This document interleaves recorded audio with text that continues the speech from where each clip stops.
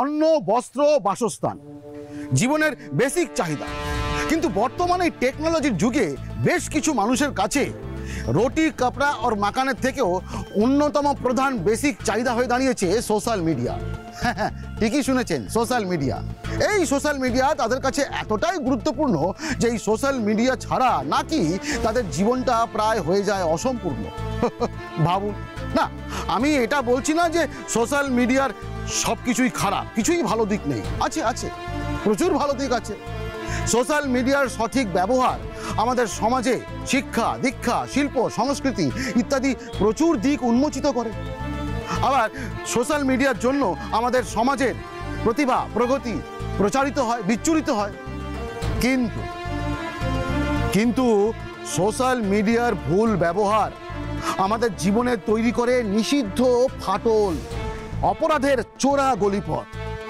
যে চোরা গলিপথ প্রতিশোধ, প্রতিহিংসা, ষড়যন্ত্র, বিশ্বাসঘাতকতার রক্তে একবারে পেছল হয়ে থাকে।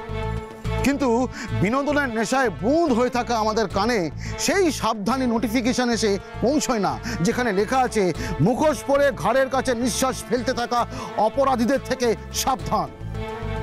নমস্কার, আমি অফিসার ইনচার্জ বারাসাত থানা। আজ ক্রাইম ডায়েরির এই পর্বতে আমি আপনাদের এমন একটা ঘটনা দেখাবো যার সূত্রপাত এই সোশ্যাল মিডিয়া। রাদার বলা যেতে পারে সোশ্যাল মিডিয়ার আড়ালে পরকীয়া প্রেমের হাতছানি, এবং এই এক্সট্রা ম্যারিটাল অ্যাফেয়ার্সের জন্য তৈরি হয় প্রতিহিংসা, আর সেই প্রতিহিংসার জন্য হয়ে যায় এক ভয়ঙ্কর হত্যালীলা। স্যার স্যার স্যার স্যার নমস্কার, হ্যাপি দিওয়ালি। আরে যদু যে, বছরের কোনো সময় তো তোমায় দেখতে পাই না, আজ হঠাৎ? কি বলছেন স্যার? আপনি দেখতে না পেলে কি হবে, আমি আপনাকে ঠিক দেখি। তাই নাকি? বলো তো দেখি, আমি লাস্ট কবে বাড়িতে এসেছিলাম? মানে আপনি যে 15 দিন আগে আসেন। দেখলে তো যদু, তুমি কেমন ফাঁকি দাও। কে কখন ঢুকছে, কে কখন বেরোচ্ছে, কিছুই তো খেয়াল রাখছো না দেখছি।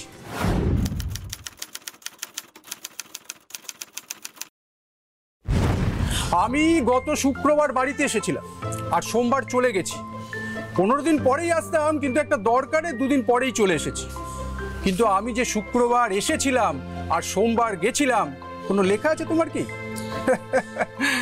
কিছুই তো জানো না, লেখা তো দূর কি বাত। আমি একজন সিকিউরিটি গার্ড, বিনা নোটিশে মাছি পর্যন্ত গলতে দিই না।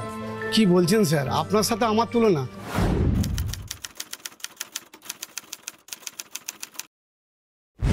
আপনি হলেন সরকারি ব্যাংকের সিকিউরিটি গার্ড, এক্স আর্মি, সেখানে আমরা কোন সে ছাড়?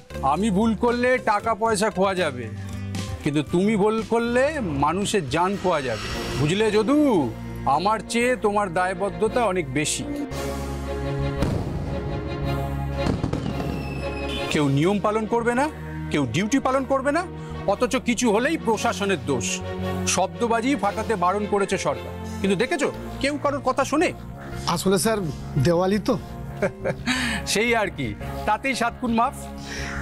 বলছি স্যার, দেওয়ালির বকশিসটা। আচ্ছা আচ্ছা আচ্ছা, এবার বুঝেছি।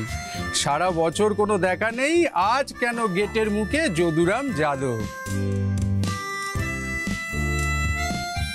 নাও 200 টাকা স্যার, 500 টাকা আশা করেছিলাম। আপাতত এইটুকুই রাখো, বেশি ক্যাশ নিয়ে বেরোই নি আজ, ঠিক আছে? ঠিক আছে দাদা, থ্যাংক ইউ।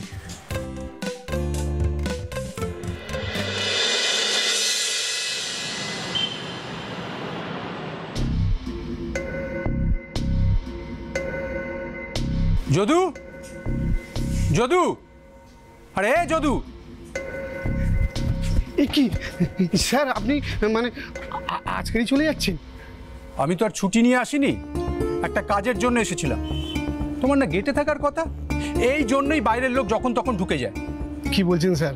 আমি হলফ করে বলতে পারি, এই যদুর চোখে ফাঁকি দিয়ে বাইরের লোক ঢুকবে। আপনি যদি প্রমাণ করতে পারেন স্যার, আমি আমার নিজের কান কেটে ফেলে দেবো। আমি আর প্রমাণ কি করব? যাই হোক, তখন তোমায় 200 টাকা দিয়েছিলাম, এখন 4800 টাকা দিচ্ছি, মোট 5000 টাকা দিওয়ালির বকশিস। আর হ্যাঁ, আমি যে এখানে এসেছিলাম কাউকে বলার দরকার নেই, সামনের মাসে এসে তোমাকে আরো বকশিস দিয়ে দেবো। ঠিক আছে স্যার, আপনি বড় ভালো মানুষ। আমি আর ভালো মানুষ হতে পারলাম কই?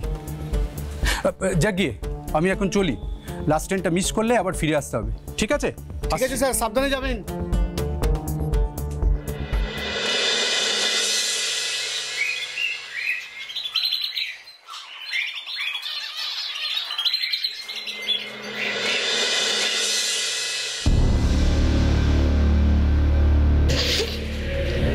কোথাও ইঁদুর পিঁদুর মরেছে নাকি সত্যি?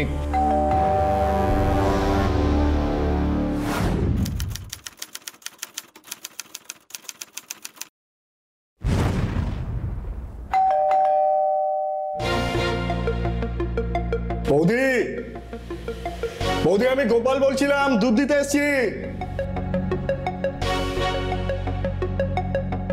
বৌদি, কোথাও বেড়াতে বেড়াতে গেল নাকি? কালকে দুধ নেয়নি, আজকে দুধ নিল না, কিন্তু কোথাও গেলে তো আমাকে বলে যায়। কে জানে বাবা।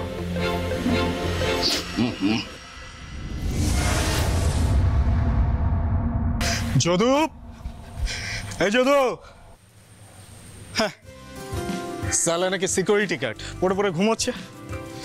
অর্ধেক মানুষ চাকরি পায় না, আর এ চাকরি পেয়ে ফাঁকি দিচ্ছে। এই যদু, এই যে দিলে তো ঘুমটা চটকে আমার। হ্যাঁ, ঘুমানোটাই তো তোমার কাজ, তাই না? তা কটা বাজে এখন? 9:30 বাজে। আচ্ছা, আমার কথাটা মন দিয়ে শোন, তুই তারপর আবার গিয়ে ঘুমোস। ওই বলছি, 201-এর ফ্ল্যাটের বৌদিরা ওরা কোথায় বেড়াতে গেছে রে? জানি না, দাদা বাড়িতে থাকে না, বর্ধমানে কোনো একটা জায়গায় চাকরি করে, এই 15 দিন পর পর বাড়িতে আসে। আরে সেটা তো আমি জানি, আমি জিজ্ঞেস করছি কোথায় গেছে। ভাই আমাকে তো জানিয়ে যায়নি। তুই দেখিস নে? সব কিছু দেখা সম্ভব না ভাই।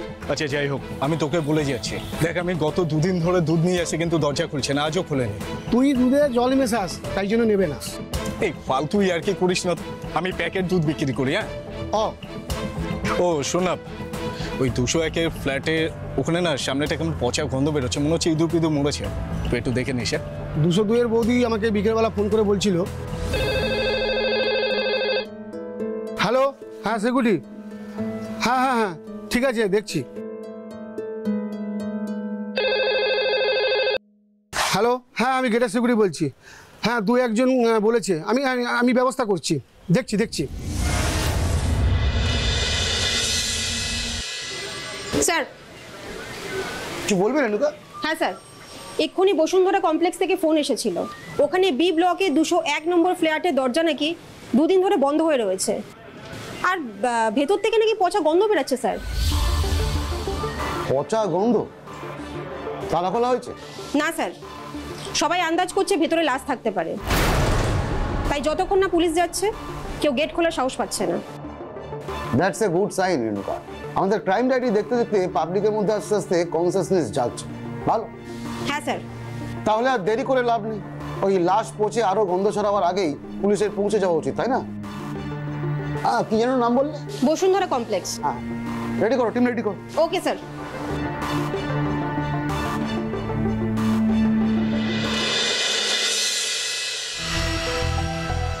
দুশো এক না, 201 খোলো। ইয়ের লক বাইরে থেকে টেনে আটকানো হয়েছে। আচ্ছা শুনুন, আপনারা কেউ কি বলতে পারবেন যে এখানকার দরজাগুলোর লকের কোনো ডুপ্লিকেট চাবি আছে কিনা? তা নাহলে দরজা কিন্তু ভাঙতে হবে। হ্যাঁ স্যার, সিকিউরিটির কাছে আছে। সিকিউরিটি? ওই গেটে আসার সময় তো কোনো সিকিউরিটিকে দেখলাম না, কোথায় আছে? ডাকুন তো। স্যার ও গেটে থাকে না, এই যাও তো ওকে ডেকে নিয়ে এসো। আচ্ছা শুনুন, বলছি যে সিকিউরিটি আস্তে আস্তে কয়েকটা দরকারি কথা সেরে ফেলি। আমি প্রথম জিজ্ঞাসা হচ্ছে যে এই যে দরজাটা 2 দিন ধরে বন্ধ, এটা প্রথম কে খেয়াল করেছিল? স্যার আমি। আপনি কে? আমি গোপাল পোদ্দার, সবাই আমাকে দুধ গোপাল বলে। বাহ, দারুণ নাম তো, দুধ গোপাল। তা দুধ গোপাল বাবু, আপনার কেন হঠাৎ করে খেয়াল হলো যে এই দরজাটা 2 দিন ধরে বন্ধ? আসলে আমি দুধ বিক্রি করি, 201, 101, 102 এই ফ্ল্যাটগুলোতে আমি দুধ দিই। গত 2 দিন আমি দুধ নিয়ে এসেছি, কিন্তু দরজা খুলেনি, আজও দরজা খুলেনি। আর তার উপর আবার এই ইঁদুর পচা গন্ধ। স্যার যদিও এসে গেছে। ডাকো। আরে আসুন, আপনি তো মহাপুরুষ মশাই। সবাই আপনাকে চোখে হারাচ্ছে, অথচ আপনারই সকলকে চোখে চোখে রাখার কথা ছিল। না স্যার, আর তেমন কোনো ব্যাপার না, আমি তো সবাইকে চোখে চোখে রাখি। ও রাখেন, তা বেশ করেন। এবার দয়া করে যদি গেটটা খোলার ব্যবস্থা করেন তাহলে বাধিত হই। হ্যাঁ স্যার, হ্যাঁ স্যার, খুলছি খুলছি।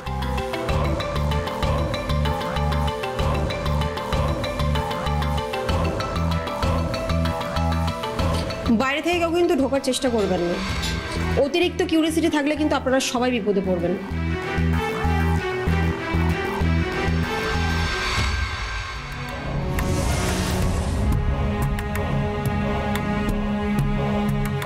সর্বনাশ, এখানে তো দেখছি দুটো বডি পড়ে আছে। একটা তো মনে হচ্ছে এই ফ্ল্যাটের মালকিন মিসেস সেন, আর একজন তো মিসেস সেনের হাজবেন্ড সুজয় বাবু। না, একটু সুজয় বাবু মনে হচ্ছে না। হ্যাঁ স্যার, দুজনের বয়সের অনেকটাই পার্থক্য রয়েছে। এক কাজ করো তো রেণুকা, ওই সিকিউরিটি ছেলেটাকে রাখো তো। হ্যাঁ স্যার। যদু, হ্যাঁ ম্যাডাম। যদু ভেতরে চলো, তোমাকে বড়বাবু ডাকছে। ঠিক আছে ম্যাডাম, চলুন।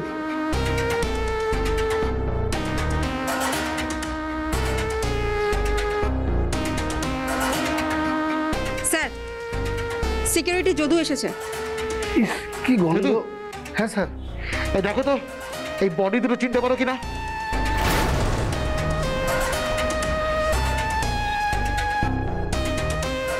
এ তো আমাদের সেন বৌদি। মা, কেমন কালচিতে পড়ে গেছে। কালসিটে পড়ে যাবে না? 2-3 দিন ধরে এখানে বসে পড়ছে। হ্যাঁ, আর তুমি নাকি এখানকার সিকিউরিটি? এই তোমার ডিউটি করছে। আর এই এই এই বডিটা এটা কার? ইনাকে স্যার ঠিক চিনতে পারলাম না, তবে কোথায় যেন দেখেছি, তবে মনে পড়ছে না। পেটে আসছে কিন্তু মুখে আসছে না। পেট থেকে যখন মুখে এসে পৌঁছাবে তখন জানিও, কেমন? হ্যাঁ স্যার। আচ্ছা এখন বলো তো, যে এই ফ্ল্যাটে মিসেস সেন ছাড়া আর কে কে থাকেন?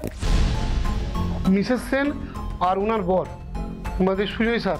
তো সুজয় স্যার চাকরির মারফতে বাইরে থাকে, যখন ছুটি পায় 15 দিন অন্তর অন্তর উনি বাড়িতে আসে।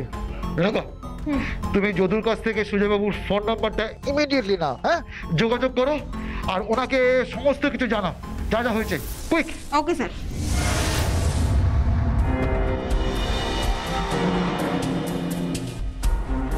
সুজয় সেনের নাম্বারটা দাও তো।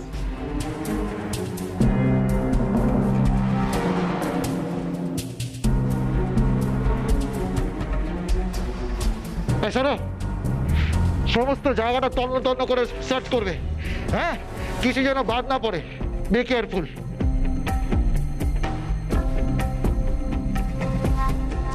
ভেতরে একদম টেকা যাচ্ছে না, বুঝলে? খুনগুলো গুলি করে করা হয়েছে।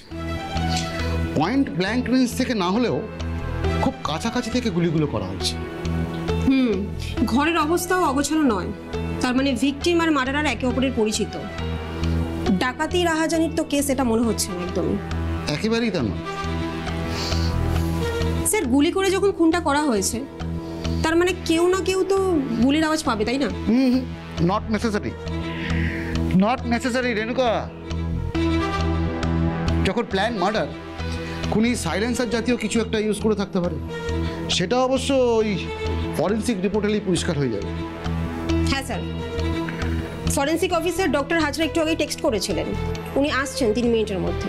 শোনো, তুমি সুজয় সেনের নাম্বারটা যদুর কাছ থেকে নিয়েছো তো? হ্যাঁ স্যার। তুমি এক্ষুনি সুজয় সেনকে কন্ট্যাক্ট করার চেষ্টা করো, আর যদি কন্ট্যাক্ট হয়ে যায় ওনাকে বলবে ইমিডিয়েট যেন থানায় রিপোর্ট করে। Okay sir. আর শোনো, আর একটা যে লাশ পাওয়া গেছে ওর আইডেন্টিটি বার করার চেষ্টা করো, আর যদি আইডেন্টিটি পেয়ে যাও তাহলে ওর বাড়ির লোকের সঙ্গে যোগাযোগ করবে। হ্যাঁ স্যার, এক্ষুনি করছি। বলছি, যখন ডাক্তার হাজরা ফরেন্সিক টিম নিয়ে এখানে তদন্ত করবে তুমি ওদের সাথে থেকো তো, একটু লক্ষ্য রেখো তো যদি এখানকার কোনো আলমারি বা লকারের তালা ফালা ভাঙা থাকে। অবশ্য সুজয় সেন না আসলে আমরা জানতেও পারবো না যে কোনো টাকা পয়সা বা দামি জিনিস খোয়া গেছে কিনা। হ্যাঁ স্যার। ঠিক আছে, এক কাজ করো তো, ঘরটাকে এখনই সিজ করে দাও, বুঝেছো? হ্যাঁ, আর 2জন কনস্টেবলকে গেটের বাইরে ডেপুট করে দেবে। আর এখানে একদম দাঁড়ানো যাচ্ছে না বন্ধের চোটে। আমি বাইরে দেখছি যদি আরও লোকজনের সাথে কথাবার্তা বলা যায়। এটা কত যেন 201 না? আমি 202 আছি, কেমন? এসো। Okay sir. নমস্কার নমস্কার। নমস্কার। আমি অফিসার ইনচার্জ বারাসাত থানা। আপনারা কি এই বিল্ডিংয়েই থাকেন? হ্যাঁ, আমরা এই বিল্ডিংয়েই থাকি। আমাদের ফ্ল্যাট নাম্বার 202। ও দেখছো, আমি তো আপনাদের কাছেই যাচ্ছিলাম। আপনাদের নাম? আমার নাম সুদেব কর্মকার। আমি মিতালি কর্মকার। আপনাদের পাশের ফ্ল্যাটে দুটো খুন হয়ে গেল, সেই তদন্তের ব্যাপারে। কোনোদিন ভাবতে পারিনি স্যার, এরপর তো আমাদের নিরাপত্তার প্রশ্ন উঠে এলো। তা ঠিক কথা। বলছি এই মিসেস সেনের ফ্যামিলি তার কে কে আছে? তনিমা, ওর বর, ওর মেয়ের বিয়ে হয়ে গেছে 3 বছর হয়েছে, সে ব্যাঙ্গালোরে থাকে। ব্যাঙ্গালোর? ও মিসেস সেনের হাজবেন্ড সুজয় সেন এখানে কবে কবে আসেন? উনি মাসে 2 বার আসেন, এই 15 দিন পর পর। কোনো শুক্রবার রাতে আসেন, আবার রোববার রাতে চলে যান। উনি বর্ধমানের একটা সরকারি ব্যাংকের সিকিউরিটি জব করতেন। এক সময় উনি আর্মিতে ছিলেন, রিটায়ার্ড। Retired army officer? হ্যাঁ স্যার। উনি শেষ কবে এখানে এসেছিলেন? এই তো উনি গত সপ্তাহেই এসেছিলেন। গত রবিবার বাজার যাওয়ার সময় ওনার সঙ্গে আমার দেখা হয়েছিল। কেমন মানুষ উনি? খারাপ না, ভালোই তো, ব্যবহারও বেশ ভালো। একটু কম কথা বলেন, শান্তশিষ্ট। মিসেস সেন কেমন মানুষ ছিলেন? কালচারাল মানুষ, অনেক ধরনের ম্যাগাজিনও পড়েন। মাঝে মাঝেই ওনার নামে ম্যাগাজিন আসে। আর ওনাদের স্বামী স্ত্রীর মধ্যে সম্পর্ক কিরকম ছিল? বাইরে থেকে থেকে তো ভালোই মনে হতো। দেখুন, এখন আমরা ফ্ল্যাট কালচারে আছি, তাই কারোর সম্পর্কে খুব একটা বিশেষ খবরাখবর আমরা রাখি না। কিন্তু ঘরের ভেতরে কাদের সাথে কিরকম কার সম্পর্ক, এইটা স্যার বোঝা খুব মুশকিল। তা তো ঠিক, সেটা ঠিক কথা। কিন্তু আপনাদের ফ্ল্যাটের পাশের ফ্ল্যাটেই, মানে রাদার বলা যেতে পারে যে পাশের দেওয়ালেই গুলি চললো, আপনারা শুনতে পেলেন না? না স্যার, শুনতে পাইনি। সেদিন তো কালী পুজোর রাত ছিল, চারিদিকেই বাজির আওয়াজ ছিল। এমনও হতে পারে হয়তো বাজির আওয়াজের সাথে গুলির আওয়াজটা মিশে গেছিল, আমরা ওই জন্যই স্যার বুঝতে পারিনি। ঠিক আছে, ধন্যবাদ। আপনাদের সঙ্গে কথা বলে খুব ভালো লাগলো। যদি দরকার পড়ে পরে আবার বিরক্ত করব। নিশ্চয়ই আসবে স্যার, যতবার খুশি বলবেন। আমরা যা জানতে পারবো সব জানিয়ে দেবো। নমস্কার। নমস্কার। এসো।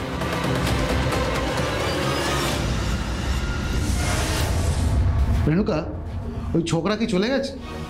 কোন ছেলেটা? আরে দুধ গোপাল, যে ফ্ল্যাটে ফ্ল্যাটে দুধ বন্টন করে।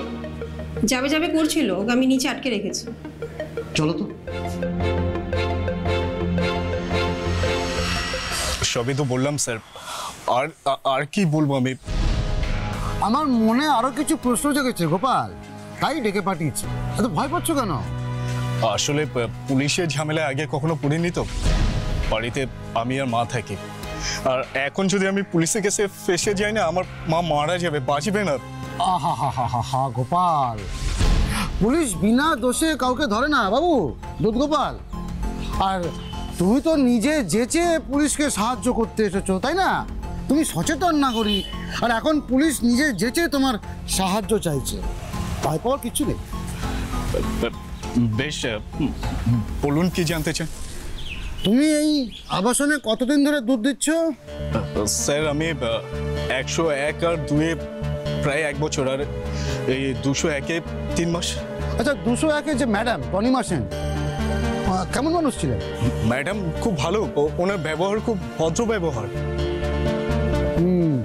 আর ম্যাডামের হাজব্যান্ড সাহেব, উনি কেমন মানুষ ছিলেন? ওনার সাথে আমার দেখা হয়েছে, কিন্তু কোনোদিন কথা হয়নি। কথা হয়নি? কথা হয়নি? দাও তোমার নাম্বারটা দাও। নাম্বার কেন স্যার? না, আমার মনে যদি হঠাৎ করে আবার কোনো প্রশ্ন আসে, তখন তোমাকেই তো ফোন করতে হবে না, ফোন করে জিজ্ঞাসা করতে হবে, তাই নাম্বারটা দাও। মা আমাকে বলেছিল বেরোনোর সময় যে কাউকে সাহায্য করতে যাস না, ফেসে যাবে। কেন যে আমি আসতে গেলাম? আমি খেটে খাই, আমাকে এসবের মধ্যে জড়াবেন না স্যার। আমি সরকারি চাকরির পরীক্ষা দিয়েছি, এখন আমি চাকরি পাইনি। আমার বয়স 32 বছর হতে গেল, তাও আমি চেষ্টা করছি স্যার। আর এই সময় যদি আমি পুলিশ কেসে ফেসে যাই, আমার সরকারি চাকরি পাওয়া হবে না স্যার। গোপাল, এবার কিন্তু বড্ড বাড়াবাড়ি করছো। হ্যাঁ, তোমাকে ঠিক যতটুকু করতে বলা হয়েছে ততটুকুই করবে, বাড়াবাড়ি করো না। নাম্বারটা দাও, নোট করো। 980।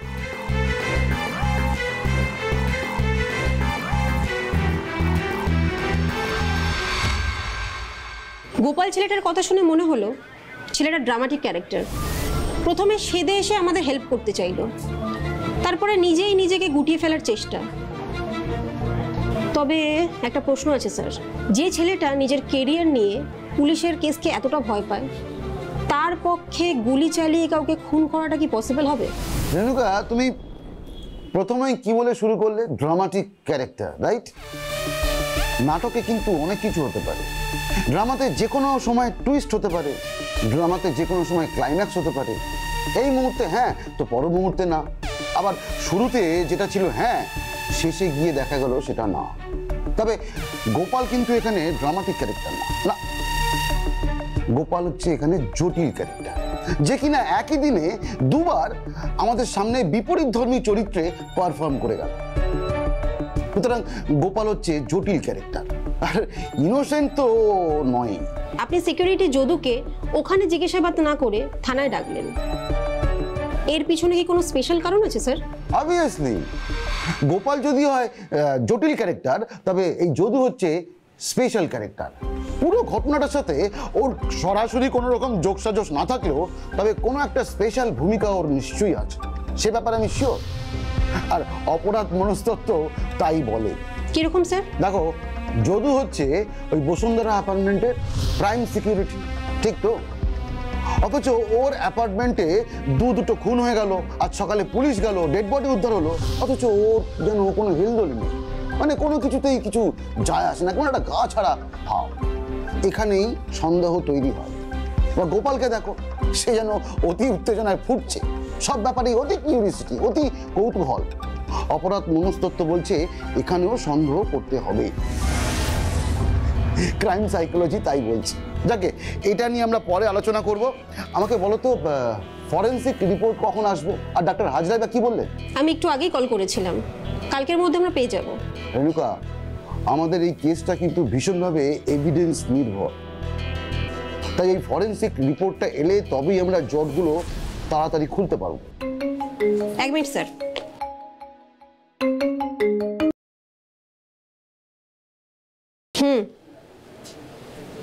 তাই নাকি? ওকে, ঠিক আছে স্যার।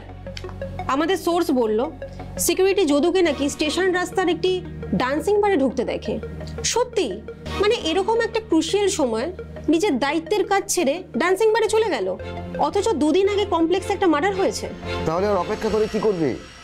তুলে নিয়ে এসো ওর এই গা ছাড়া মনোভাবটাকে, একটু তোমার ভাষায় গরম করে দাও, যাতে ওর পেট থেকে গরম গরম গোপন খবরগুলো আমরা কিছু পাই, আমাদের তদন্তে অগ্রগতি হবে। তো ওকে স্যার, তাহলে তুলে আনি যদু যাদবকে। নেকি আর পুছপুছ, ইমিডিয়েট যাও।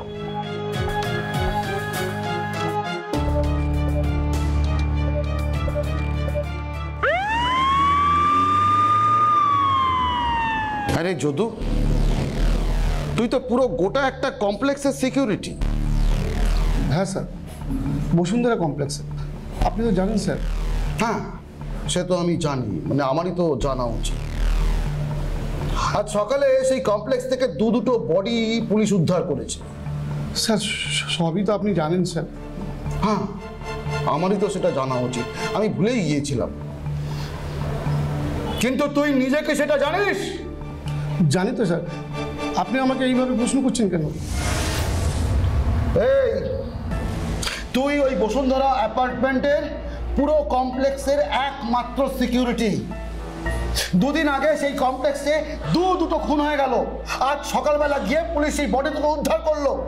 কিন্তু তোকে দেখে তো মনে হচ্ছে কোনো হেলদোলি নেই, তুই যেন কিছুই হয়নি, কেমন একটা গা ছাড়া ভাব। তুই কি ভাবিস রে? হ্যাঁ, এটা চ্যাংড়ামো করার জায়গা? পুলিশ মজার লোক নাকি? হ্যাঁ, হ্যাঁ রেণুকা, তুমি ওকে তোমার ভাষা একটু বুঝিয়ে দাও তো, যে থানায় এলে, পুলিশের সামনে দাঁড়ালে ওর কতটা সিরিয়াস থাকা উচিত। রাস্কাল।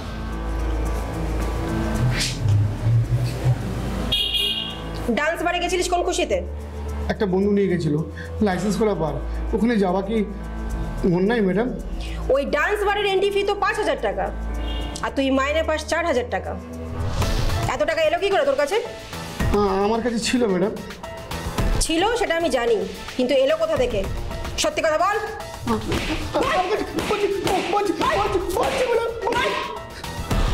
ফ্ল্যাটে সবাই আমাকে দুর্গাপুজো কালী পুজোর বক্স দিত, কেউ 100, কেউ 200, কেউ বা 1000-এর বেশি। সত্যি কথা বল।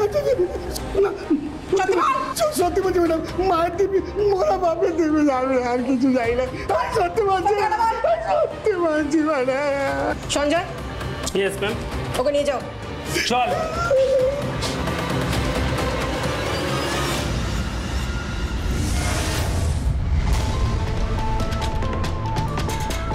কিছু বললো?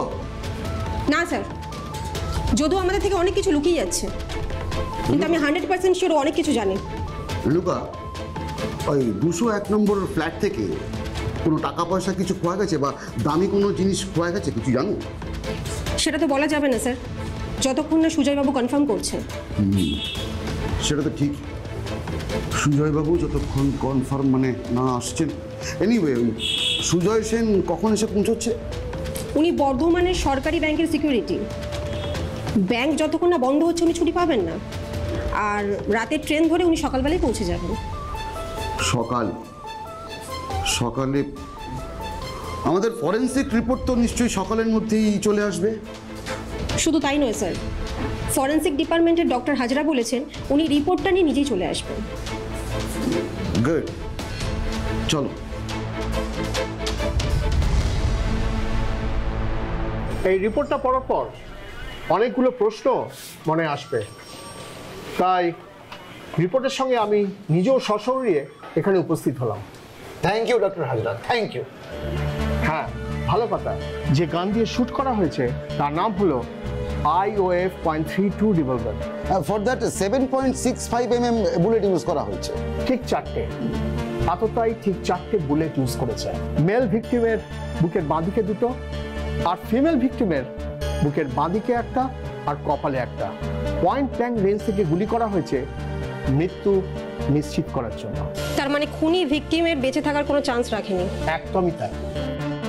আচ্ছা, গুলি চলার সময় তো কোনো রকম আওয়াজ পাওয়া যায়নি, তাহলে কি সাইলেন্সার লাগানো ছিল? না না, বন্দুকে কোনো সাইলেন্সার লাগানোর কোনো অপশন ছিল না। পুরোনো আমলের রিভলভার তো, কিন্তু গুলি চালানোর সময় হালকা আওয়াজ হয়। না না রেণুকা, তুমি বুঝতে পারছো না, সেদিন তো দিওয়ালি ছিল, তাই বাজি পটকার আওয়াজের সঙ্গে গুলির আওয়াজ মিশে গিয়ে বাকিরা কেউ বুঝতে পারেনি। ঠিক তাই। তবে একটা কথা অফিসার, এই রিভলভারটা কিন্তু লাইসেন্সড রিভলভার। এই ধরনের রিভলভার তাদের কাছেই থাকে যারা এক্স আর্মিম্যান বা এক্স পুলিশম্যান। কোনো কোনো ক্ষেত্রে সিকিউরিটি গার্ডের কাছেও থাকে, যদি তারা কোনো গুরুত্বপূর্ণ জায়গার সিকিউরিটির পদে থাকেন। Licensed revolver? তাহলে তো খুব সহজেই আমরা বন্দুকের মালিকের খোঁজ পেয়ে যাব। খুব সহজেই।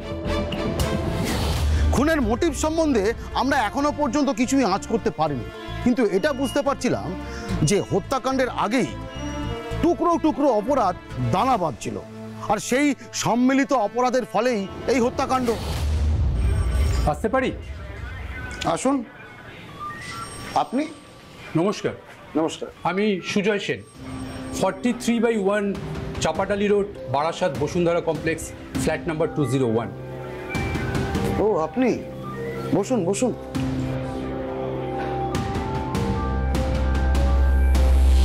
আপনার ফ্ল্যাটে তো দুটো খুন হয়ে গেছে, তার মধ্যে একজন আপনার স্ত্রী। শুনলাম, আপনারাই জানিয়েছেন। আপনার প্রফেশনটা কি বলুন তো? প্রতিরক্ষা। প্রতিরক্ষা? ঠিক বুঝলাম না। আমি একটা সরকারি তহবিল ব্যাংকে প্রতিরক্ষার দায়িত্বে আছি, কিন্তু আমার মনে একটা খেদ রয়ে গেল, আমি আমার নিজের স্ত্রীকে প্রতিরক্ষা দিতে পারলাম না। কার হাত থেকে স্ত্রীকে প্রতিরক্ষা করতে পারলেন না? খুনিদের হাত থেকে? তবে সামাজিক জীবাণুর হাত থেকে। সুজয়বাবু, ঠিক বুঝতে পারছি না, একটু যদি খুলে বলেন তাহলে আমাদের বুঝতে সুবিধা হয়। দেখুন, মানুষ যতই সামাজিক জীব হোক না কেন, এন্ড অফ দ্য ডে সে কিন্তু একজন একা মানুষ। কিন্তু তবুও একাকিত্ব ঢাকতে গিয়ে সামাজিক জীবাণুর সাথে হাত মেলানোটা কিন্তু একটা অপরাধ। সুজয়বাবু, আপনি কিন্তু আবার হেঁয়ালি করছেন। সোজা কথা সহজভাবে গুছিয়ে বলুন, বাস। স্যার, ভাষার বর্ম দিয়ে একটু লজ্জা ঢাকার চেষ্টা করছিলাম। না না না না না, সেটা একদমই করতে যাবেন না। সত্য নিজেই খুব নির্লজ্জ, তাই নির্লজ্জভাবে সহজ কথাটা সহজভাবে বুঝিয়ে বলুন, তাহলেই হবে। আমি যখন আর্মিতে ছিলাম তখন আমার মেয়ে ছোট ছিল, আর আমার স্ত্রী সারাদিন মেয়ের সঙ্গে সময় কাটাতো। এরপর মেয়ে বড় হলো, নিজের পছন্দ করে বিয়ে করে ব্যাঙ্গালোরে চলে গেল। তারপর আমি আর্মি থেকে রিটায়ার করে বর্ধমানে একটা সরকারি তহবিল ব্যাংকে সিকিউরিটি জব নিলাম। আর আমার স্ত্রী একাকিত্ব কাটাতে আশ্রয় নিল ফ্রেন্ডবুক। ফ্রেন্ডবুক সম্বন্ধে আপনার ধারণা কি? আপনি তো একজন মহিলা, আপনি কি বলেন ফ্রেন্ডবুক সম্বন্ধে? আপনার কি ধারণা? যে যেরকমভাবে অপারেট করে সেরকমই। নিশ্চয়ই। এই ফ্রেন্ডবুকে যখন একজন মহিলা অ্যাকাউন্ট খোলে তখন মাছির মতো ভন ভন করে ছুটে আসে হাজার পুরুষ। মেসেঞ্জার, ইনবক্সে প্রেম নিবেদন শুরু হয়। এগুলো বলার সময় শব্দ দিয়েও লজ্জাকে আটকানো যাবে না। আর আমার স্ত্রী শক্ত মনের মানুষ নয়, তার উপর সে মেনে নিয়েছিল সে একজন একাকিত্বের দুঃখ বিলাসিতার স্বাদ পেয়ে গেছিল সে। তার ফলে টুকরো টুকরো প্রেমগুলো গ্রহণ করতে থাকলো আর মজা নিতে লাগলো নতুন নতুন অ্যাডভেঞ্চারে।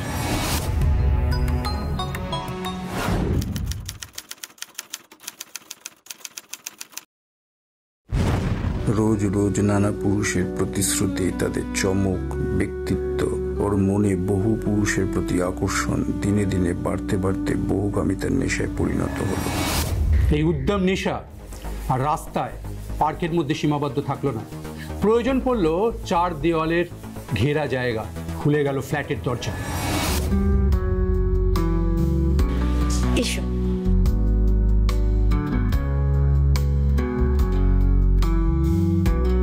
চলো ঘরে চলো।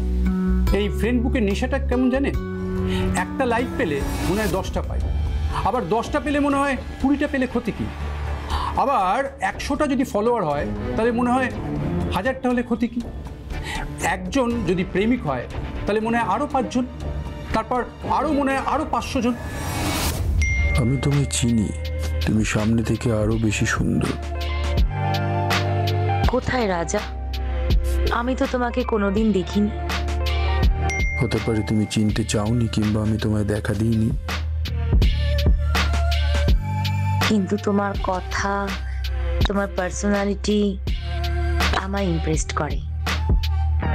তুমি যেদিন আমার মন থেকে চাইবে সেদিন আমি তোমায় দেখা দেব।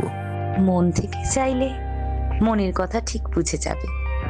কোনো একদিন আমায় সারা রাত ধরে মনে মনে ডেকে দেখো, ভোরবেলাতেই তোমাকে দেখা দেব। যা, তাই কখনো হয় নাকি? একদিন ভেবে দেখো। এই ফেক প্রোফাইল আইডি রাজার সাথে ক্রমশ প্রেম জমে উঠল তনিমার। এই নতুন প্রেমিক অবশ্য তাকে কিছুতেই ধরা দেয় না, ফলে সহজে না পেয়ে এই নতুন প্রেমিক হয়ে উঠল তনিমার দামি প্রেমিক। সহজে পাওয়া সস্তা প্রেমিকদের ছেড়ে নতুন প্রেমিককে পাওয়ার নেশায় মরিয়া হয়ে উঠল তনিমা। প্লিজ রাজা, প্লিজ আমায় আর কষ্ট দিও না, একদিন দেখা দাও। তাহলে একটা কথা দিতে হবে। কি কথা বলো? তোমার সমস্ত প্রেমিকদের সাথে তোমার সম্পর্ক কাট করে দিতে হবে।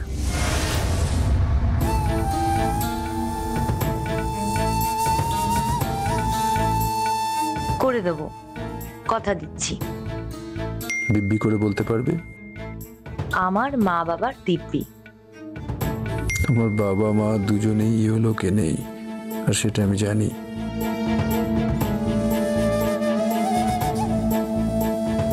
তবে কার দিব্যি দেবো বলো? তোমার বরের দিব্যি দাও।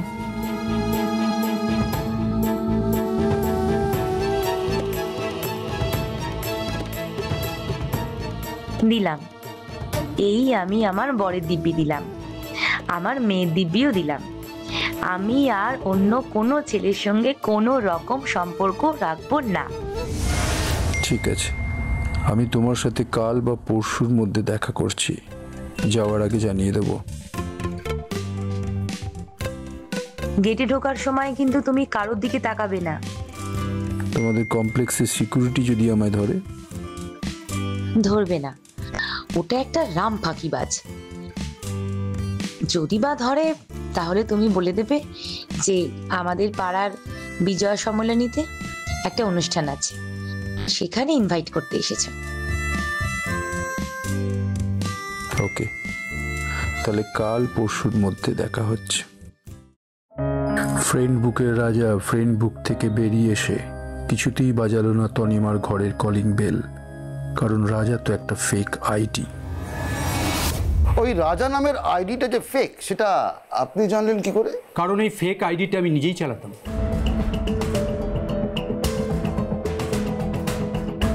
কেন? নিজের বউয়ের উপরে স্পাইং করার জন্য? বলতে পারেন সেটাই। সেই সাথে মনে হয়েছিল কাছের বন্ধুদের থেকে ফ্রেন্ড বুক বন্ধুদের কথাই ও বেশি শোনে, তাই একা রাজা হয়ে যদি ওকে বহুগামিতার পথ থেকে সরিয়ে আনা যায়। ও দিব্যি টিব্যি খুব বিশ্বাস করত। ও আমার নামে দিব্যি দিল, এমনকি মেয়ের নামে দিব্যি দিল। কিন্তু না, অজাচার এক মহা নেশা, আর সোশ্যাল মিডিয়ার যুগে এই নেশায় সহজেই বুঁদ হয়ে যাওয়া যায়। একটা বাটন টিপলেই এই লয়্যালটি নামক শব্দটা ভেঙে টুকরো টুকরো হয়ে যায়। ফ্রেন্ড বুক হাতে আসার আগের তনিমা এবং হাতে আসার পরের তনিমার মধ্যে আকাশ পাতাল তফাৎ ছিল। কয়েক জিবি ডেটার বিনিময় ও সমস্ত মোরালিটি, পরিবারের সাথে সমস্ত সম্পর্ক বিসর্জন দিয়ে দিয়েছে। সোশ্যাল মিডিয়া কাউকে অভাব ফিল করতে দেয়নি, যুগিয়ে চলে সাবস্টিটিউট।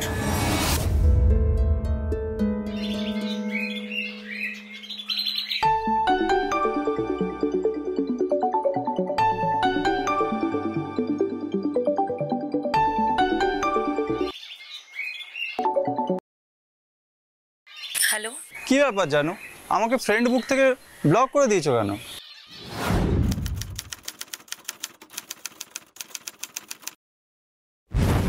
জানি না, কিন্তু তুমি এটা তো জানো যে আমি তোমাকে কতটা ভালোবাসি। জানো তো, আমি ছোটবেলা থেকে অনাথ। আমি কোনোদিনই নিজের বলতে কাউকে পাইনি।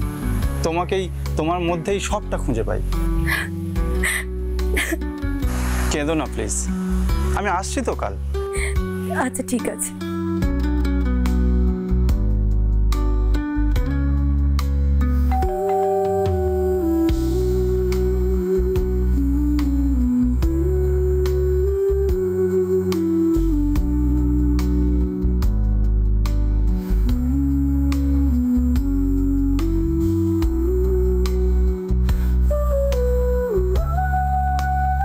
চলো।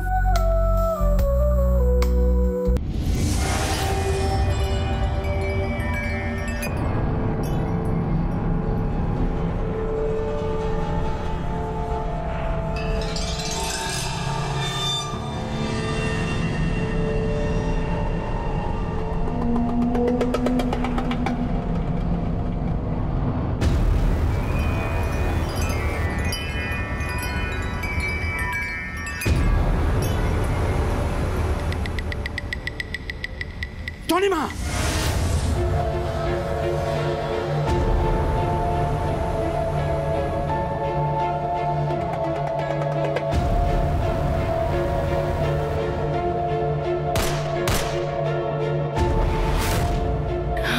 না না সুজয়, না না না সুজয়, তুমি এটা করতে পারো না সুজয়, না না।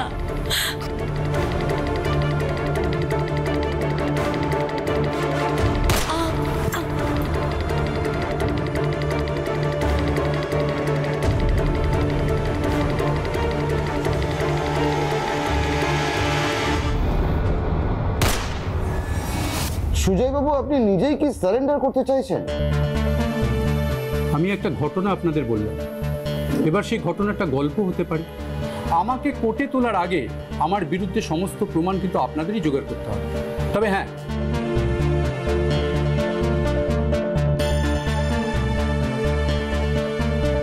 নিজের নামে লাইসেন্স করা গানটা দিয়ে যখন এই কাজটা করেছি, তখন আপনারা নিশ্চয়ই বুঝতে পারছেন। বুঝতে পারছি যে নিজেকে লুকিয়ে রাখতে আপনি চাননি। আচ্ছা, এবার বলুন তো, যদু আর গোপাল এই পুরো ঘটনাটার সাথে কিভাবে জড়িত? আমার অপরাধের সঙ্গে যদু জড়িত, কিন্তু গোপাল ইনোসেন্ট। একটু ডিটেলে বলবেন? তনিমার প্রতি আমার সন্দেহ একটু একটু করে জমাট বাঁধছিল। সেই রকম সময় 3 মাস আগে আমি একদিন ছুটিতে এসেছিলাম, দেখলাম পাশের ফ্ল্যাটে গোপাল দুধ দিচ্ছে। ওকে বললাম, আরে এই যে ভাই, 201 নম্বর ফ্ল্যাটটা চেনো? হ্যাঁ, কেন চিনবো না, আমি পাশের ফ্ল্যাটেই দুধ দিই। কাল থেকে ওই ফ্ল্যাটে দুধ দেবে। আচ্ছা স্যার। তোমার আরও একটা কাজ আছে। কি স্যার? আমার নাম্বারটা তোমায় দেব।